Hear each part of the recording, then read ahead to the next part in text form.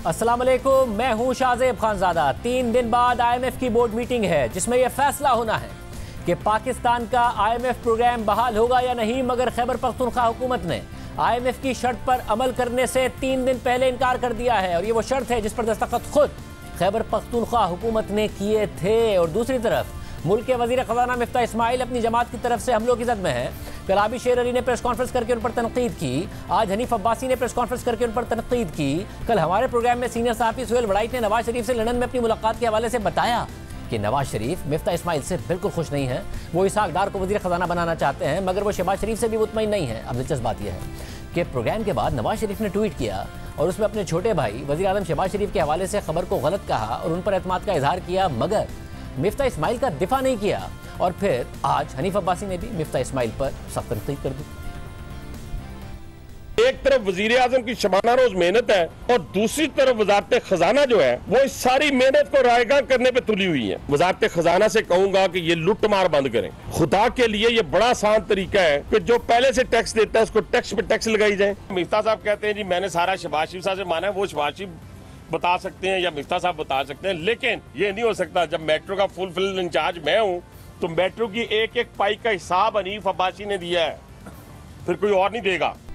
इस वक्त नून लीग का हाल यह है कि तहरीक इंसाफ नहीं, इत्तेहादी भी नहीं, बल्कि खुद नून लीग ही अपनी हुकूमत पर चढ़ाई कर रही है। और एक ऐसा सर्कस है कि बजट में ताजिरों पर टैक्स लगता है तो मरियम नवाज ट्वीट करके उसे वापस करवाती हैं और फिर पार्टी ही से ये तनकीद भी की जाती है कि जो पहले से टैक्स दे रहे हैं उन पर मजीद टैक्स क्यों लगा रहे हैं। और सोने पर सुहागा ये कि मुल्क को डिफॉल्ट से बचाने के लिए IMF प्रोग्राम की बहाली ज़रूरी है। पीर के दिन IMF की बोर्ड मीटिंग है। IMF की शराइत के तहत तमाम सूबों ने बजट सरप्लस के लिए अंडरटेकिंग पर दस्तखत करके दिए, मगर कल फवाद चौधरी ने कहा कि इलेक्शन करवाएं वरना तहरीक इंसाफ की पंजाब और खैबर पख्तूनख्वा की हुकूमतें कह देंगी कि हम IMF डील में आपके साथ नहीं हैं और फिर हुकूमत IMF से डील लेकर दिखाए।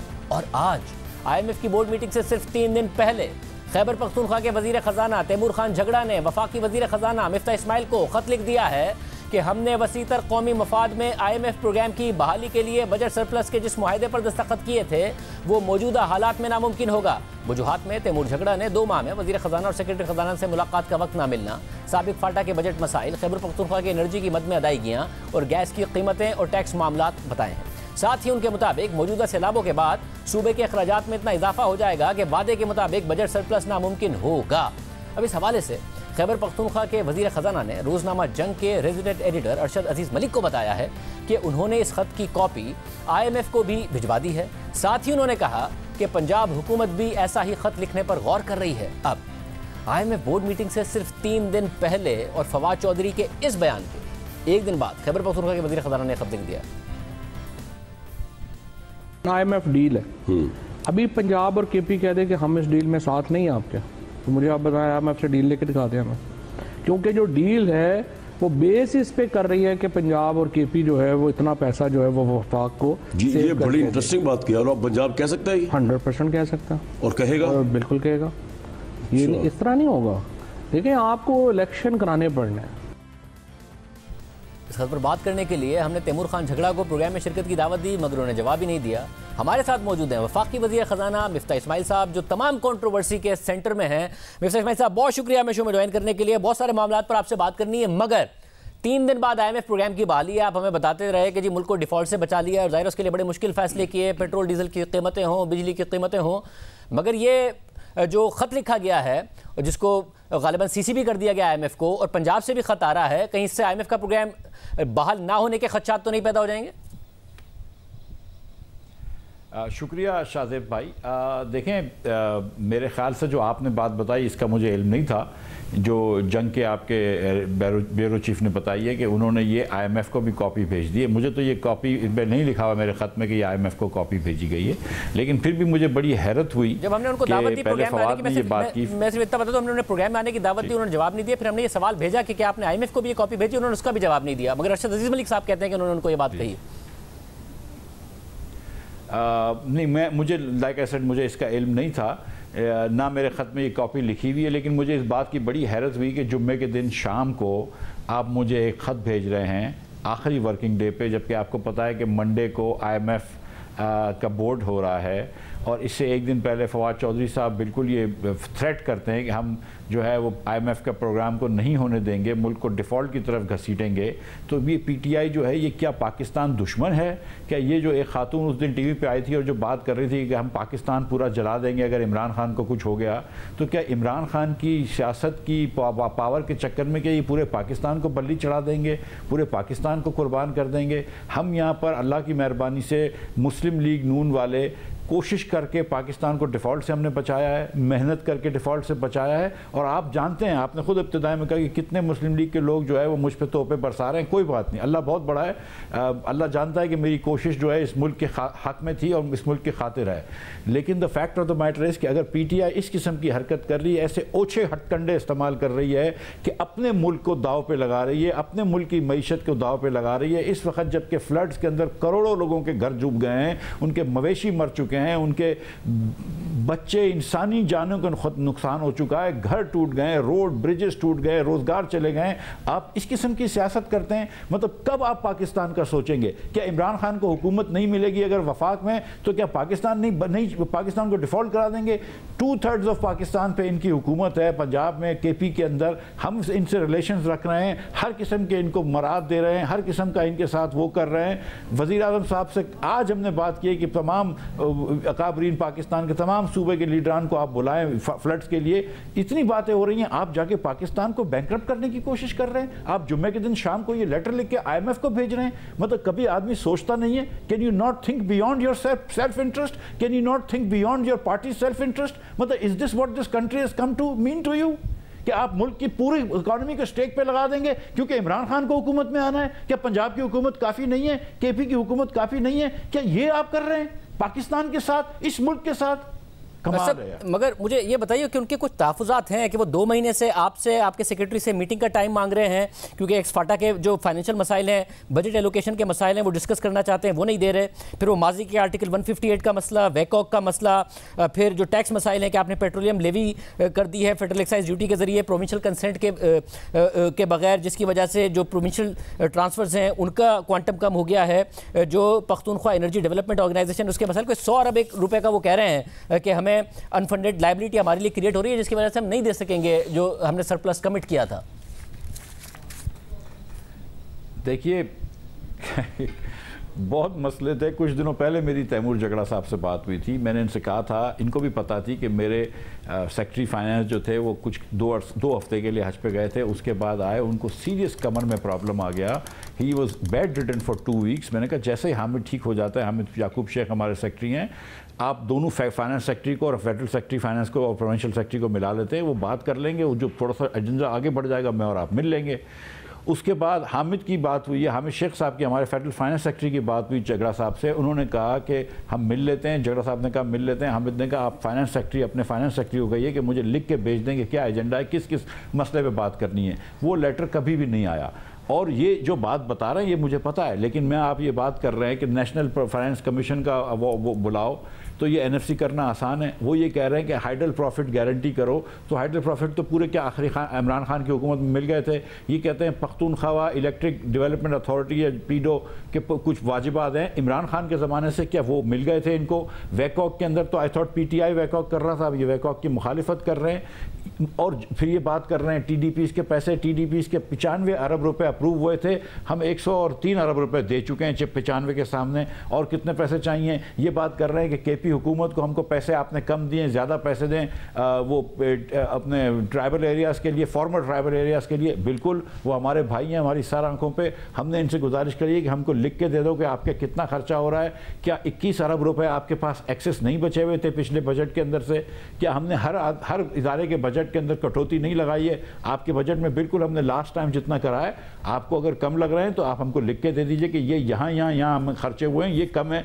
ये मुँह ज़बानी खर्च के ऊपर बात नहीं हो सकती है। तो हम बात करने के लिए तैयार हैं। In any case this is not, they are not running out of money right now, this is not an issue right now. लेकिन ये बात इस वक्त IMF को लेटर लिखना, IMF पहले इन्होंने लिखने के मना कर दिया, उसके बाद फिर हमने बहुत इनको समझाया तो इन्होंने लिख दिया। मैं तो अभी फ़ोन किया था, आपके शो में आने से कुछ देर पहले मैंने अभी फ़ोन किया था, तो चलो नहीं लगा होगा, वो मसरूफ़ होंगे। मगर मुझे तो बता दें कि IMF प्रोग्राम तो खतरे में नहीं है ना, इसकी वजह से मंडे को बोर्ड मीटिंग है, इतना इस अवाम ने भुगत लिया कि कहीं हम डिफॉल्ट ना कर जाए, उस चक्कर में इतनी महंगाई भुगत रहे हैं हम। 44.5% पर पहुंच चुका SPI, 25% पे पहुंच चुका CPI, मुमकिन तौर पर और कोई 26-27% होगा इस महीने के लिए। तो अवाम ने बड़ा भुगता है, कोई डीरेल तो नहीं हो जाएगा ना प्रोग्राम? IMF हुकूमत पाकिस्तान से डील करता है, सब नेशनल गवर्नमेंट से डील नहीं करता। कोई मसला नहीं आएगा, जो भी वो चाहें कर लें, अल्लाह ने चाहा इंशाअल्लाह ताला तो पीर के दिन IMF का प्रोग्राम जो है वो अप्रूव होगा। हमने पूरी दुनिया के चक्कर लगाए, बड़ी मेहनत करी है, शहबाज शरीफ साहब ने, मैंने और हमारे दीगर लोगों ने। कतर से पैसे लेकर आए, सऊदी अरब से पैसे लेकर आए, UAE से पैसे लेकर आए, चाइना से सपोर्ट हासिल करी है, दुनिया के दीगर इदारों से फंडिंग का काम किया है, और यहाँ पर हमने बहुत सेक्रीफाइसेस दिए हैं, बहुत हमने अपना जो है वो मुश्किल फैसले करे हैं, तब जाके अल्लाह की मेहरबानी से। मैं आपको शाज़ेब भाई ये बताऊं कि जब हमारी हुकूमत आई थी उसका एक आध महीना था तो Pakistan was 4th likeliest country to default. मैं कसम से आपको बता रहा हूं कि एक LC नहीं खोल सकते थे हम लोग, मुझे खुद फ़ोन करके बात करनी पड़ती थी, कभी स्टैंडर्ड चार्टर्ड बैंक लंदन में, कभी किस बैंक में शारजा में, कि यार हमारी ये LC PSO की ये कन्फर्म कर दो। वो एडनॉक और आरामको थे, वो कन्फर्मेशन मांगते थे, 5% कन्फर्मेशन चार्जेस लगते थे, विच इज़ अनहर्ड ऑफ। मगर वहां से लेकर आज मैं आया हूं कि जहां पे कोई मसला नहीं है, पाकिस्तान का डिफॉल्ट रिस्क आधा हो गया है, मगर तो चीजें की है ना। मगर आपने ये भी कहा कि आपका नून लीग से आपको तनकीद हो रही है, आपने कहा कि अल्लाह जानता है जो आपकी एफर्ट्स हैं, ज़ाहिर अल्लाह तो सब जानता है, मगर यहाँ पर मसला ये हो रहा है कि नवाज शरीफ नहीं जानता है और वो आपसे सख्त ना गैर मुतमईन है, खुश नहीं है आपकी कारकर्दगी से, और वो चाहते हैं कि इसहाक डार वज़ीर ख़जाना बने। और आपको अच्छे से पता है कि ऐसे ही नहीं हो सकता कि आबिशर अली साहब आएँ और प्रेस कॉन्फ्रेंस करें, फिर अगले दिन आएँ और हमें प्रेस कॉन्फ्रेंस करते नज़र आ रहे हों हनीफ अब्बासी साहब, और ऐसे नहीं होता कि इसहाक डार साहब आर्टिकल लगा रहे हो जिसमें आपकी कारकर्दगी के हवाले से सवाल हो और उनकी कारकर्दगी की तारीफ़ें हों, वो ट्वीट कर रहे हो, ये ऐसा ही नहीं होता है। देखिए, ये जो हमने पेट्रोल महंगा किया है, ये जो हमने बिजली महंगी करी है, इससे तो ऑब्वियसली मियां नवाज शरीफ खुश नहीं है, और कोई भी सियासतदान कैसे खुश होगा। लेकिन सवाल ये है ना कि आबिद शेर अली अगर मेरी क्रिटिसाइज़ कर रहे हैं, वो उनका हक है, वो मेरा भाई आबिद, लेकिन सवाल ये भी तो है ना कि कौन सा मेरा ऐसा फ़ैसला है जो शहबाज शरीफ ओन नहीं करते, या कौन सा शहबाज शरीफ का फ़ैसला है जो मैं ओन नहीं करता। मैं तो हर फैसले को ओन करता हूँ, चाहे मेरी उसके अंदर मेरी राय कोई भी हो, लेकिन एक मरतबा अगर काबीना ने और मेरे बॉस ने, शहबाज शरीफ ने फ़ैसला किया है तो मैं उस फैसले को ओन करता हूँ, लेकिन मेरे हर फैसले के ऊपर शहबाज शरीफ का दस्तखत होता है। ये आबिद शेर अली साहब को भी पता है, ये हम सबको पता है। मतलब वो कह रहे हैं कि माजी में ज़्यादा बेहतर निगोशिएट किया था IMF के साथ, ये जो इमरान खान की कंडीशंस थी उनके ऊपर आपने अच्छा नहीं निगोशिएट किया, ये भी आबिद शेर अली ने कहा। और आपको पता है कि आबिद शेर अली साहब की कितनी फाइनेंस और इकोनॉमी की अंडरस्टैंडिंग है, और ये बात उन्हें किसने बताई होगी और फिर किसके ज़रिए ये प्रेस कॉन्फ्रेंस हुई होगी। भाई मैंने सच्ची बात यह है कि आबिद शेर अली ने जो प्रेस कॉन्फ्रेंस करी वो मैंने नहीं सुनी है, मुझे बाद में थोड़ी किसी ने, मेरे दोस्तों ने वो क्लिप्स भेजी थी, वो अपने जियो की टिकट्स भेजे थे। अब मुझे नहीं पता कि आबिद ने क्या क्या कहा है, लेकिन ठीक है, मतलब कोई भी ये कह सकता है कि मिफ्ता ने जो निगोशिएट किया है प्रोग्राम वो अच्छा नहीं किया, ये तो बिल्कुल, इसमें तो दो राय हो सकती हैं, इसमें कोई बहस नहीं है। मेरी एक गुजारिश है कि अंडर द सर्कमस्टांसेस आप ये देखें कि क्या मिफ्ता ने पाकिस्तान को डिफ़ॉल्ट से बचाया है, क्या मिफ्ता वज़ीर ख़जाना बनने के दूसरे दिन IMF गया है, क्या IMF की फंडिंग की रिक्वायरमेंट पूरी की है, क्या पाकिस्तान जो था वो 4th लाइकलीस्ट कंट्री में डिफ़ॉल्ट में था, क्या पाकिस्तान अब उधर से लिस्ट से निकला है, क्या पाकिस्तान का डिफ़ॉल्ट रिस्क जो है ये बातें आप आवाम को तो समझा रहे हैं, नवाज शरीफ को नहीं समझा पा रहे हैं। वो चाहते हैं कि इसहाक डार बने फाइनेंस मिनिस्टर, आप तैयार हैं इस काम के लिए? आपको कम्युनिकेट किया उन्होंने खुद ने कि मैं चाहता हूँ इसहाक डार बने? अगर नहीं, मुझे मियाँ साहब ने ये नहीं कहा, और मैं आपको एक बात बता रहा हूँ कि ऐसा हो नहीं सकता कि मैं वज़ीर ख़जाना बनूँ हूँ तो मियाँ साहब की राय इसमें शामिल ना हो। शहबाज शरीफ साहब की और मियाँ साहब की दोनों की राय से बनाऊँगा वज़ीर ख़जाना, मुझे यकीन है इसका। और मुझे तो वज़ीर शहबाज शरीफ के प्राइम मिनिस्टर बनने के कुछ दिनों से पहले उन्होंने मुझे कह दिया था, जिस दिन नो कॉन्फ्रेंस था, कि तुम तैयारी कर लो। तो अंदाज़ा था कि ये मैं ही बनूंगा, चूंकि 4 साल अपोजिशन तो मैं ही यहाँ कर रहा था। जो हर किस्म के बजट के ऊपर एनालिसिस तो मैं इधर लिख के देता था पार्टी को। हर किस्म की उनकी जो बहस होती थी 10-10 दिन असेंबली के अंदर, तो के चैम्बर्स में शहबाज साहब के तो मैं बैठता था ड्यूरिंग द बजट सेशन। तो ये मेरा एक्सपेक्टेशन था और पार्टी ने मुझे बड़ी इज्जत दी है। मियाँ साहब ने ये पहली मरतबा नहीं, दूसरी मरतबा इज्जत दी। जब लास्ट टाइम भी शहबाज शरीफ डार साहब जो थे वो कमर के दर्द की वजह से लंदन चले गए थे अक्टूबर 17 के अंदर, तो उसके बाद नवंबर में फिर आप दोनों का मुझे फिर पार्टी ने मौका दिया। मगर आप दोनों का आपस का मसला है ना डार साहब आपको पसंद करते हैं, वो चाहते हैं वो वजीर खजाना बने, ना आप उन्हें पसंद करते हैं।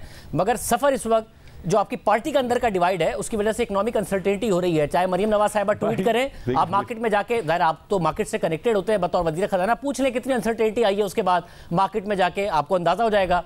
तो ये सारी मैसेजिंग तो नेगेटिव ही है ना पार्टी के अंदर। या तो फैसला कर लें, या तो आप रहें, या फिर बना दें इसहाक डार साहब को, मगर फैसला तो कर लें।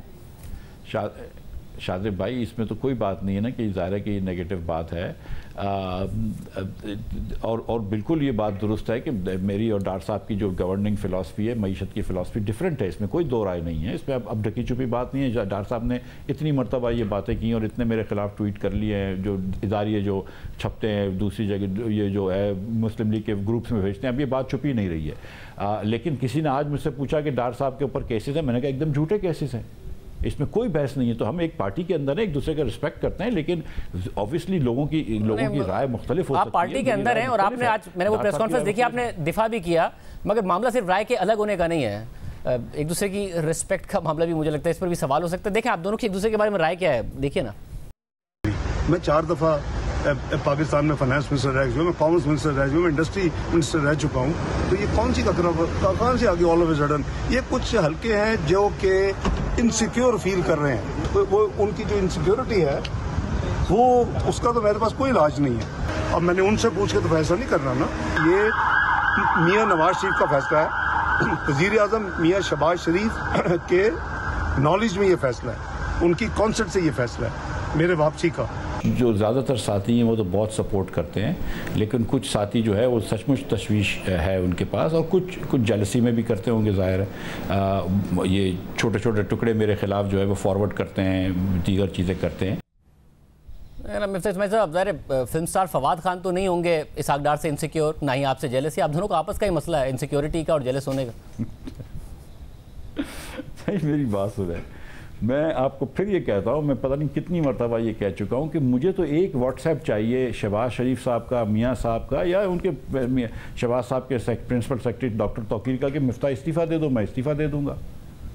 और मैं तो मतलब मुझे हटाना क्या बड़ी बात है। I serve at the pleasure of the prime minister. मुझे जिस दिन उनको हटाना चाहेंगे वो हटा सकते हैं, वो हटा दें। अगर डार साहब को बनाना चाहते हैं डार साहब को बनाना चाहें, किसी और को बनाना चाहें किसी और को बना दें, एहसन इकबाल साहब को बना दें, शायद अब्बासी साहब को बना दें। मगर आप ये तो कहें ना कि भाई आपने मुझे वजीर खजाना रखना है तो मुझे रखें, बनाना है तो किसी और को बना दें, मगर जो भी फैसला है ये तो नहीं ना हो सकता कि आज तहरीक इंसाफ ने आपके खिलाफ कोई प्रेस कॉन्फ्रेंस नहीं किया, इत्तेहादियों ने भी कुछ नहीं कहा है, मगर आपकी अपनी जमात से हुए जा रही है प्रेस कॉन्फ्रेंसेस। इस तरह नहीं चलती मईशत, इस तरह मुल्क में अदम इस्तेहकाम ही आएगा। देखिए, कुछ काम मेरे हैं और कुछ काम जो हैं वो मैं अल्लाह के हवाले छोड़ देता हूँ, वो सब ठीक हो जाता है। मैं देखें ये कितने अरसे से, मेरे ख्याल से मैं मिनिस्टर बनाऊंगा उसके 15 दिन के बाद से ये शायद, या 15 दिन से पहले ही ये चमगोइयाँ शुरू हो गई कि मिफ्ता जा रहा है, मिफ्ता जा रहा है, मिफ्ता जा रहा है। मैं तो मतलब रेडी हूँ सीरियसली, जिस दिन निकालेंगे उस दिन चले जाऊंगा। मतलब आई एम लेकिन जिस दिन तक मैं बैठा हूँ, लेकिन सुन लीजिए शादिब भाई, ये बात बड़ी ज़रूरी है, जिस दिन तक मैं बैठा हूँ मैं काम करूँगा कि इस दिन में सारी ज़िंदगी इस मिनिस्टर रहूँगा। मैं कभी भी कोई टाइम होराइजन का सोच के नहीं करूँगा कि मेरी तो 6 दिन में छुट्टी हो रही है या 1 साल में छुट्टी हो रही है, हुकूमत 1 साल में जा रही है। I will do what is right for this country, I will always advocate what is right with this country, and I will always put Pakistan interest first. अगर आबिद शेर अली को अच्छा लगता है तो बहुत अच्छा बात है, अगर उसको बुरा लगता है तो 2 रोटियाँ खाए, आई डोंट केयर। वैसे मुझे ये भी बता दें कि जो एक सर्टेनिटी आनी थी वो रिवर्स हो गया मामला, और रिवर्स इस तरह हो गया है कि इंटरबैंक में 220 से ऊपर है डॉलर और ओपन मार्केट में 230 रुपए का है डॉलर। 10 रुपए का फ़र्क, तो ये हिस्टोरिक हाइज हैं। इससे रेमिटेंसेज में भी फ़र्क आ सकता है ऑफिशियल चैनल से जो आती है, क्योंकि लोगों को नज़र आ रहा है कि अगर हम अनऑफिशियल से लाते हैं तो ओपन मार्केट में हमें ज़्यादा बेहतर रेट मिल सकता है। क्या वजह है कि आप वो जो कॉन्फिडेंस एक अचानक आया था वो वापस चला गया? देखिए, पॉलिटिकल अनसर्टेनिटी ऑब्वियसली उससे फ़र्क पड़ता है। हमारी जो पॉलिटिकल जो मेरी जो कोशिश है और कामयाब भी हुई है काफ़ी हद तक, वो यही है कि Pakistan should live with in its means. हम अपने चादर देख के पैर फैलाएं। हमने जो है वो अल्लाह की मेहरबानी से इंपोर्ट को जिस तरह भी कम किया है पाकिस्तान के अंदर। इस महीने भी इंशाअल्लाह ताला अगस्त के अंदर बहुत अरसे बाद एक्सपोर्ट और रेमिटेंस जो है वो हमारे इंपोर्ट के बराबर होंगी इंशाअल्लाह ताला। 100 मिलियन शायद एक्सपोर्ट और रेमिटेंस ज़्यादा हो जाएँ इंपोर्ट से, या 100 मिलियन कम हो जाएँ। तो हमने ये कर लिया है, we will live within our means. और जब आपकी इंपोर्ट कम हो जाएगी और एक्सपोर्ट और रेमिटेंस उसके बराबर हो जाएगी तो आपके इनकमिंग डॉलर्स ज़्यादा हो जाएंगे। पहले 15 दिन जो थे वो हमारे बैंकिंग सिस्टम में इनकमिंग डॉलर्स ज़्यादा थे, इसलिए अब रुपया जो है वो गेन कर रहा था स्ट्रेंथ। उसके बाद इनकमिंग डॉलर्स आने कम हो गए, कुछ रेमिटेंस भी कम हो गई, कुछ एक्सपोर्ट्स की रिसीट्स भी कम हो गई। लेकिन अब मुझे लग रहा है पिछले 1 आध दिन से कि वो बढ़ रही हैं। इंशाअल्लाह ताला आप देखेंगे कि अगले 2-4 दिनों के अंदर जो है वो रुपया अपना खोया हुआ वैल्यू वापस इंशाअल्लाह गेन कर। IMF से मुआहदे के तहत $16 अरब पे है कि आपने जून एंड तक अपने रिजर्व्स लेके जाने हैं। ये होगा कैसे? क्योंकि पहले तक शायद कुछ कैश मिलेगा, कतर से $2 अरब का कैश नहीं मिला है। इन्वेस्टमेंट कमिटमेंट्स मिल रही हैं $1 अरब की सऊदी अरब से, $3 अरब की कतर से। उसमें भी आपने कहा रोजवेल्ट होटल नहीं देना, PIA नहीं देना, तो एयरपोर्ट्स में इन्वेस्टमेंट करेंगे, LNG प्लांट्स करेंगे। अब LNG प्लांट्स की आपने अभी स्टडी पूरी करनी है, सोलर फार्म्स में। ये तो बड़ा लॉन्ग टर्म मामला लग रहा है। हमने देखा कि तहरीक इंसाफ के दौर में भी आया था कि $10 अरब सऊदी अरब से इन्वेस्टमेंट आएगी, गवादर में रिफाइनरी लगी, कुछ नहीं हुआ। तो ये तो लॉन्ग टर्म, ये कुछ पैसे आने, हमारे रिजर्व बहुत कम हैं, 1.5 महीने की दरामदाद के हैं। नहीं, देखें शाज़ेब भाई, आप देखिएगा कि इंशाअल्लाह ताला हम रिज़र्व जो है वो 6 बिलियन से, जो IMF कह रहा था, इस साल के अंदर बढ़ा के जाएंगे।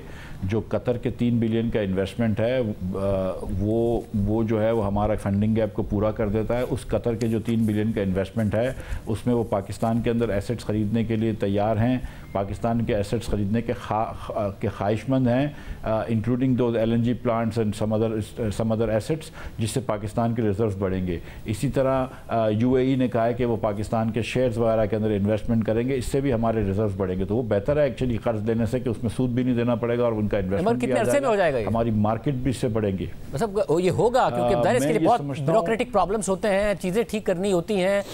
हफीज शेख साहब के ज़माने से सुन रहे हैं LNG पावर प्लांट्स का, उन्होंने अनाउंस किया था कि हम 2 प्राइवेटाइज करेंगे, नहीं हो पाए आज तक। तो ये इन्वेस्टमेंट आ पाएगी? मैं ये समझता हूँ कि अगले हफ्ते इंशाअल्लाह ताला, या उसके बाद वाले हफ्ते में, लेकिन अगले हफ्ते ही मेरी कोशिश है कि UAE से पहली टीम आ जाए और हमारा ये जो है वो डिस्कशन शुरू हो जाए। कुछ हमारा G2G बिल के अंदर कुछ ताख़ीर हो गई, UAE की टीम आ जाएगी तो इंशाअल्लाह पहली वाली डिस्कशन जो शुरू हो जाएगी।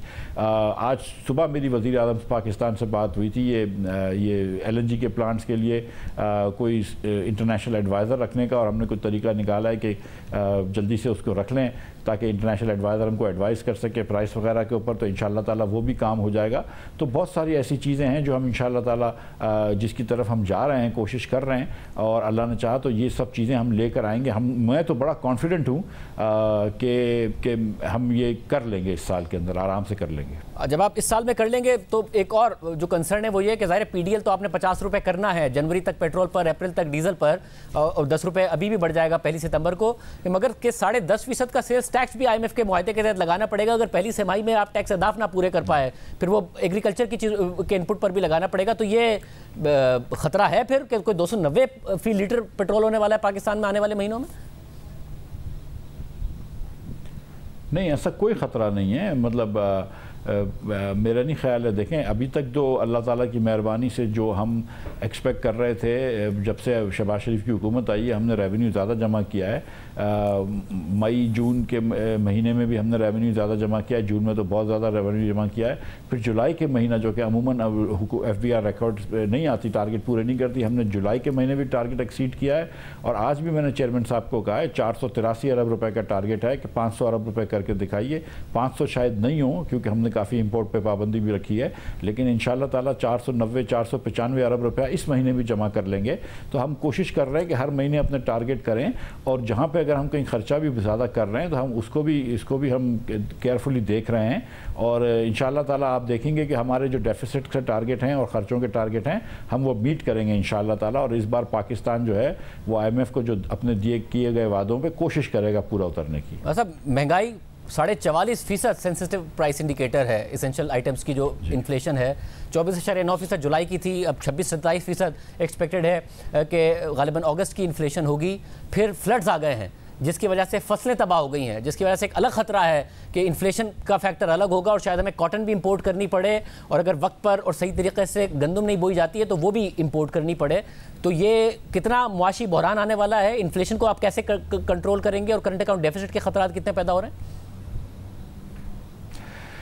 देखिए, एक 10 लाख टन 1 मिलियन टन गंदम तो हम इंपोर्ट कर चुके हैं, और आज भी मेरी, कल भी तारिक बशीर चीमा साहब से मेरी बात हुई थी, आज भी सुबह बात हुई है, वज़ीर आज़म से भी बात हुई है। इंशाअल्लाह ताला हम 2 मिलियन टन तक और गंदम इंपोर्ट कर लेंगे ताकि पाकिस्तान के अंदर 2-2.5 मिलियन टन का हम ज़ख़ीरा भी रख सकें, स्ट्रेटेजिक रिजर्व भी रख सकें।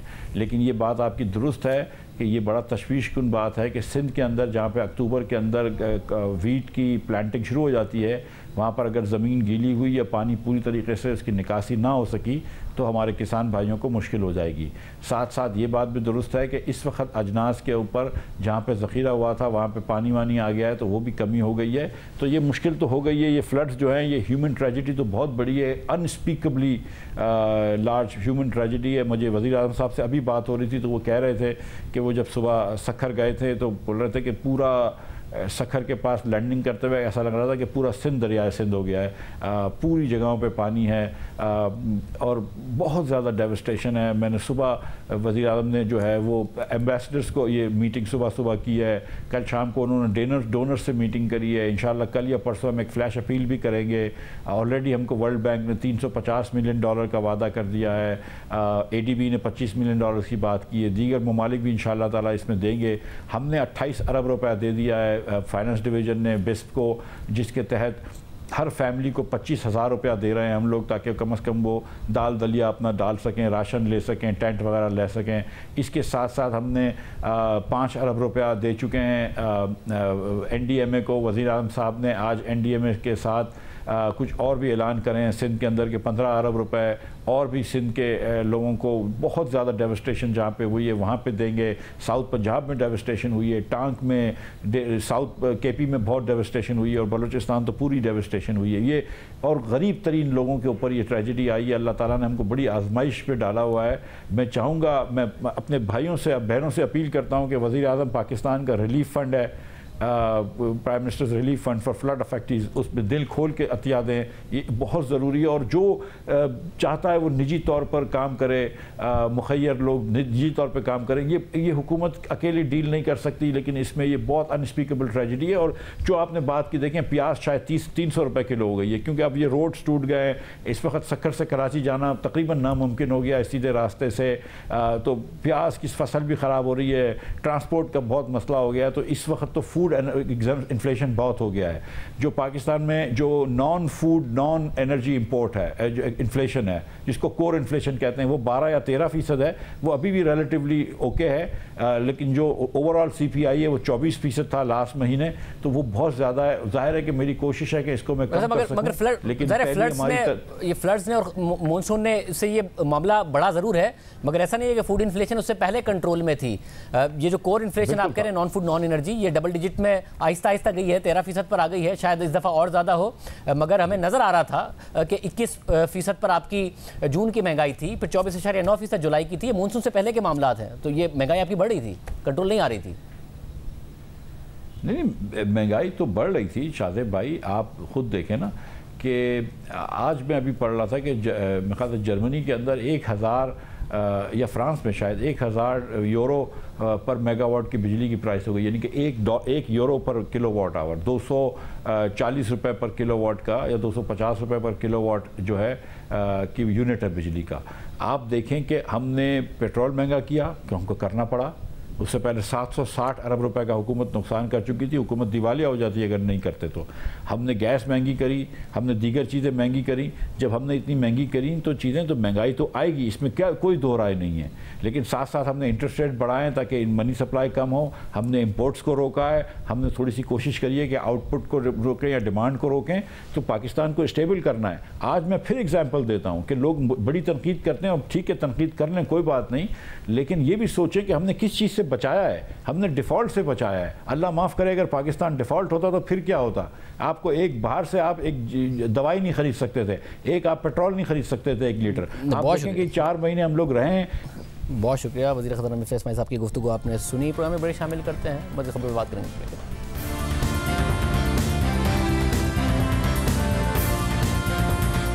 मुल्क में बारिशों ने गुज़िश्ता 61 साल रिकॉर्ड तोड़ दिया है। पाकिस्तान में सैलाबी रेलों ने खौफनाक सूरत हाल इख्तियार कर ली है। पाकिस्तान के चारों सूबों में फ़ौज को तैनात करने का फैसला कर लिया गया है। इस वक्त मुल्क भर से दिल दहला देने वाले मनाजिर सामने आ रहे हैं। एक तरफ दरियाए सवात ने क़यामत ढा दी है, तो दूसरी तरफ नौशहरा में एक बड़े सैलाबी रेले का इम्कान है। दरियाए सवात के सामने कुछ भी नहीं टिक सका।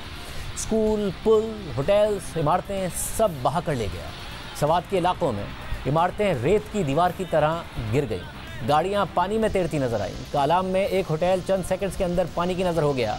मेगोरा बाईपास पर मुतादिद होटल्स और रेस्टोरेंट ज़ेर आब आ गए। इसी तरह लोअर कोहिस्तान में भी सैलाबी रेलों ने तबाही मचा दी। लोअर कोहिस्तान में 5 दोस्त 3 घंटे तक सैलाबी रेलों का सामना करते रहे। इलाका मकीनों के मुताबिक 5 दोस्त अचानक सैलाबी रेले की जद में आने के बाद एक बड़े पत्थर पर चढ़ गए और 3 घंटे तक मदद के मुंतज़िर रहे।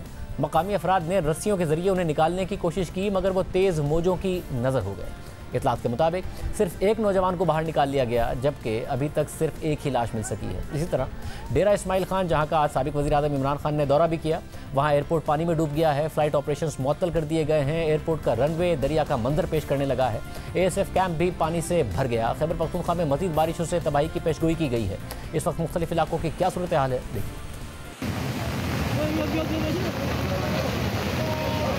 आज पूरा दिन बारिश का सिलसिला जारी रहा और इस वक्त भी तेज बारिश जो है वो हो रही है। मेरे लेफ्ट साइड पर हम आपको ये मनाज़िर भी दिखाने की कोशिश करेंगे कि दरियाई स्वात के पानी के बहाव में कोई कमी नहीं आ रही। मुसलसल ये बहाव जो है ये जारी है। इस सैलाब से साल 2010 में जो नुकसान हुआ था स्वात में, शायद उससे कहीं ज्यादा नुकसान हुआ है। जो यहाँ पर माहिरीन है उनका ये कहना है कि आज दरियाई स्वात से 2,37,000 क्यूसिक पानी का रेला जो है वो गुजरा है। और न सिर्फ इस पानी से स्वात के जो बड़ा इलाके हैं, वादी कलाम, इसके अलावा बहरैन, मदियन और मंगौरा में नुकसान हुआ है, बल्कि अब जब ये पानी चरसद्दा तक पहुंचेगा, जब नौशहरा तक पहुंचेगा, तो वहां पर भी यकीनन इससे कई नुकसान होंगे। हज़ारा डिवीजन के 2 अजला मंसेरा और लोअर कोहिस्तान में 2 दिन की मुसलसल बारिशों के बाद अब तक खवातीन और बच्चों समेत तकरीबन 21 अफराद जाँ बहक हो चुके हैं। वादी काखान में दर्जनों दुकानें और होटल तबाह हो चुका है। शाहराए काखान 3 मकामात पर मड स्लाइडिंग की वजह से बंद है। लोअर कोहिस्तान के इलाके दुबैर और पटन में मुतादिद दुकानें तबाह, जबकि अपर कोहिस्तान में कई 100 फुट तक शाहराए कराकरम दरिया बुर्द हो गई है, जिसकी वजह से हर किस्म की ट्रैफिक बंद है।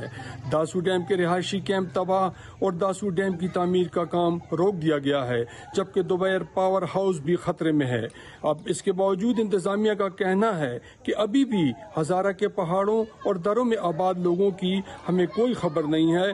बारिश रुकने के बाद उनके नुकसानात का अंदाजा बाद में लगाया जाएगा। शाहजेब साहब, अगर हम लोअर दीर की सैलाबी सूरत हाल के हवाले से यहाँ पे बात करें तो यहाँ पर सैलाबी सूरत हाल बतदरीज इसमें इजाफा हो रहा है। इस वक्त जो है दरिया पांचकोड़ा में 1,40,000 क्यूसिक पानी बह रहा है, जो कि 2010 के मुकाबले में 10,000 क्यूसिक पानी जो है इसमें ज्यादा बह रहा है। यहाँ पर मुख्तलिफ होटलों, इमारतों और रिहायशी मकानात की बात करें तो यहाँ पर दर्जनों होटल्स, कई राब्ता पुल्स और मकानात को शदीद नुकसान पहुँचा है, जबकि कई राब्ता सड़कें जो है वो दरिया बुर्द हो गए हैं। जुलम पुल के मुकाम पर चतराल और पेशावर को मिलाने वाले शाहरा जो है वो दरिया बुर्द हो गया है, जिसकी वजह से वहाँ पर हर किस्म गाड़ियों की आमदोरफ्त जो है रोक दी गई है। इस वक्त जो है लोअर दीर के मुख्तलिफ इलाकों में शदीद नुकसानात जो है वो सैलाबी सूरत हाल ने की है। जिली इंतजामिया ने लोगों को हिदायत जारी की है कि दरिया पंचकोड़ा के करीब ना जाए और वहाँ पर किसी किस्म का रिस्क ना लिया जाए। ये जो सैलाबी सूरत हाल है 2022 की, डेरा इस्माइल खान इस वक्त 4 तहसीलें बराह रास्त रास्त मुतासर हुए हैं। कई ऐसे कस्बात हैं जहाँ पे अभी भी लोग मुक़य्यद हैं, उन एरिया से वो बाहर नहीं निकल सकते और उन तक इमदाद भी नहीं पहुँचाई जा सकती।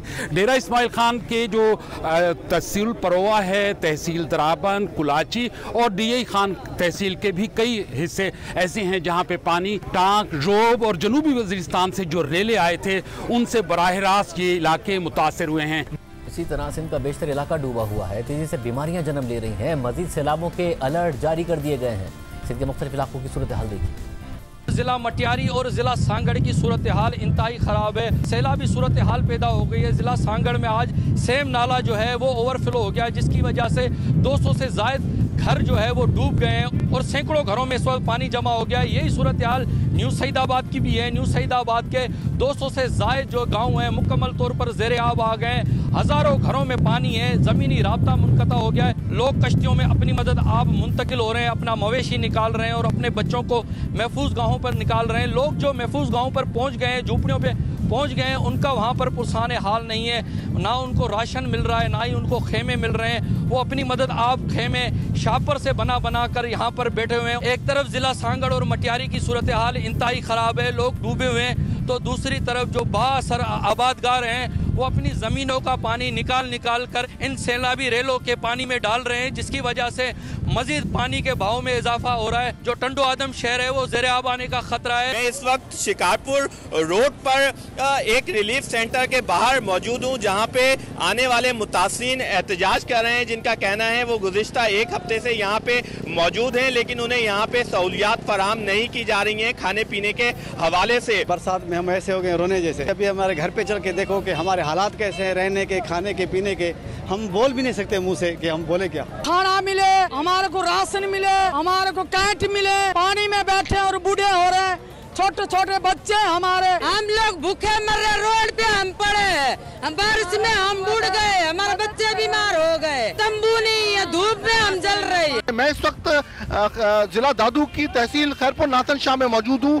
यहाँ पर आपको सड़कों पर वो गाड़ियाँ नजर आ रही हैं कि लोग नकल मकानी कर रहे हैं, चाहे वो छोटी गाड़ियाँ हैं, चाहे वो ट्रैक्टर ट्रॉली हैं, चाहे वो ट्रक्स हैं। लोग अपना सामान यहाँ से मुंतकिल कर रहे हैं, जोक दर जोक लोग निकल रहे हैं। और वज़ीर आज़म शहबाज शरीफ ने भी बिलावल भुट्टो जरदारी और वज़ीर आला सिंध मुराद अली शाह के साथ सिंध का दौरा किया, इमदाद का भी ऐलान किया। दूसरी तरफ मुसलसल बारिशों और सैलाबी रेलों की वजह से बलूचिस्तान का राब्ता मुल्क के दीगर हिस्सों से मुनक़ता हो गया है। बलूचिस्तान में फ़िज़ाई, ज़मीनी और रेलवे नेटवर्क्स को मुअत्तल कर दिया गया है। तमाम 4 हाईवेज़ जो बलूचिस्तान को दीगर सूबों से जोड़ते हैं वो मुतासिर हो चुके हैं। मुख्तलिफ इलाकों से सूरत हाल देखिए।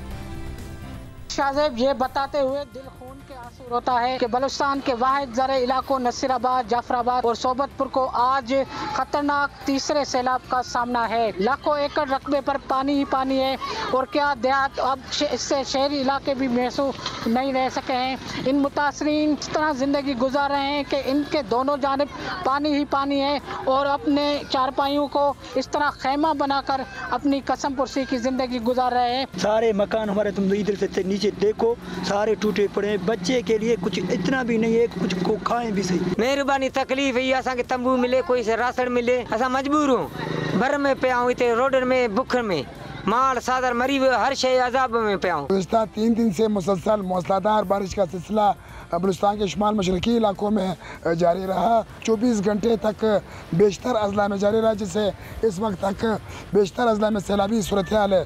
शदीद सैलाबी सूरत हाल के बायस रईस की कसर भी पूरी कर दी, खासकर इंफ्रास्ट्रक्चर में। जहाँ जहाँ रोड हमें नज़र आ रहे हैं वो टूट चुके हैं, वो बह चुके हैं, आगे रास्ता नहीं है। अब उसको दोबारा रिपेयर करने या अर्जी अमदरत के लिए बहाल भी नहीं किया जा रहा है। आज भी पाक अफगानिस्तान जो है वो हर किस्म की ट्रेड के लिए बंद है। कोयटा चमन शहरा मुख्तलिफ मकामात में मुतासर हो चुका है।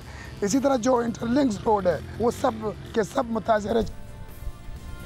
पंजाब में भी बुरी सूरत हाल है, अवाम को खुराक की कमी का सामना है। राजनपुर से तफसीलात देखिए। राजनपुर में सैलाब और बारिशों की वजह से रोज बरोज हालात खराब होते जा रहे हैं। बारिशें हैं, रुकने का नाम ही नहीं रही। 4 रोज से कोई सलेमान के पहाड़ी इलाकों में मुसलसल बारिश हो रही है, जिसकी वजह से नदी नालों का सैलाबी पानी अब मुतासरा इलाकों में फिर से दाखिल हो चुका है। बड़ी तादाद में लोग इस टाइम नकल मकानी करके महफूज मकाम की तरफ मुंतकिल हो रहे हैं। अब तक जिले राजनपुर में 7 लाख एकड़ रकबा शदीद मुतासर हो चुका है और जिले में 8 अफराद इस टाइम जहाँ बाक हो चुके हैं और 25,000 के करीब इस टाइम घर घर मुकम्मल तौर पर मुतासर हुए हैं और 1.5 लाख की आबादी इस टाइम शदीद मुतासर हो चुकी है। मेरे साथ सलाद मुतासरीन भी मौजूद है, मैं इनसे पूछता हूँ इनके हालात क्या हैं।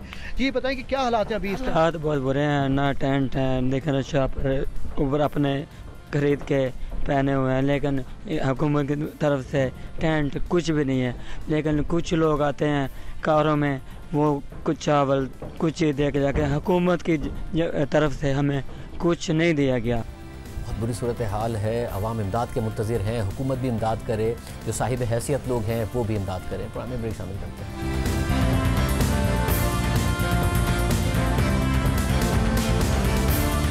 इस वक्त मुल्क मुआशी बहरान का शिकार है, लाखों अवाम सैलाब से मुतासिर हैं, रहने को घर नहीं है, पेट भरने को खाना नहीं है। मगर मुल्क में इस वक्त मुकदमात की सियासत तेज़ हो गई है, ये मुल्क की सियासी क़यादत का हाल है। हुकूमत तहरीक इंसाफ के खिलाफ और तहरीक इंसाफ की सूबाई हुकूमतें वफाकी हुकूमती जमातों के कायदीन के खिलाफ मुकदमात बना रही हैं और अहम रहनुमाओं की गिरफ्तारी के दावे कर रही हैं। गुज़िश्ता रोज़ पंजाब में वफाकी वज़ीर दाखिला राना सनाउल्लाह के खिलाफ मुकदमा दर्ज हुआ और मोनिस इलाही ने राना सनाउल्लाह की गिरफ्तारी का इशारा भी दे दिया। इसी तरह खैबर पख्तूनख्वा हुकूमत ने PDM की क़यादत के खिलाफ इदारों की मुखालफत में बयानात देने का मुकदमा दर्ज कर लिया था, जिसे आज पेशावर हाई कोर्ट ने मुअत्तल कर दिया है।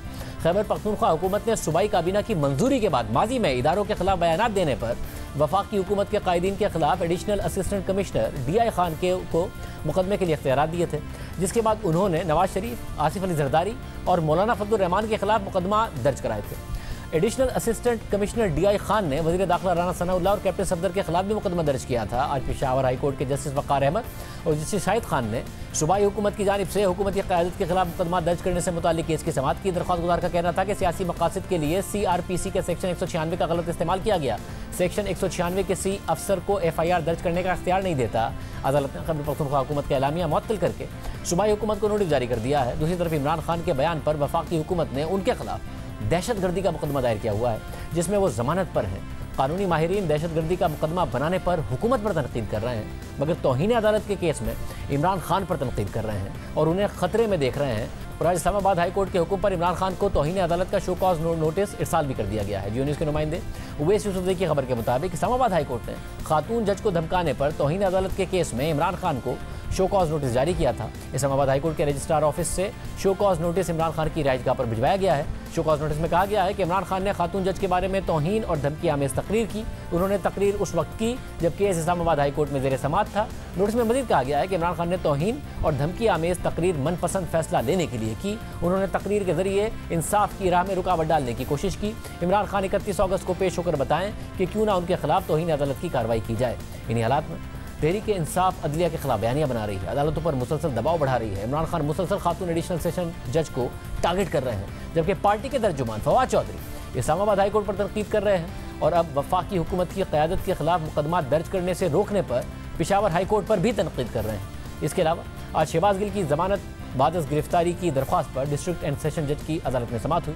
तफ्तीशी अफसर के पेश ना होने पर जज ने बरहमी का इजहार किया। मुलजिम शहबाज गिल के वकील ने अदालत में कहा कि अगर आज पुलिस रिकॉर्ड नहीं आया तो कल सुबह तक समाअत रख लें। जज ने इस पर पुलिस अफसर से सवाल किया कि अगर आपके कोई तहफ़्फ़ुज़ात हैं तो बता दें। पुलिस अफसर ने कहा कि तफ्तीशी अफसर कल शाम को कराची से वापस पहुंचेगा, पीर तक समाअत मुलतवी कर दें। जज ने मुलजिम के वकला से मुकालमा करते हुए कहा कि आप तफ्तीशी अफसर के लिए टिकट का बंदोबस्त कर दें, जिस पर शहबाज गिल के वकला ने कहा कि हम तफ्तीशी अफसर को एयरलाइन का टिकट देने के लिए तैयार हैं। जज ने पुलिस हुक्म से सवाल किया कि आपको कितने दिन चाहिए। पुलिस अफसर ने जवाब दिया कि कल का दिन दे दें, पीर को अदालत के रूबरू रिकॉर्ड पेश कर देंगे।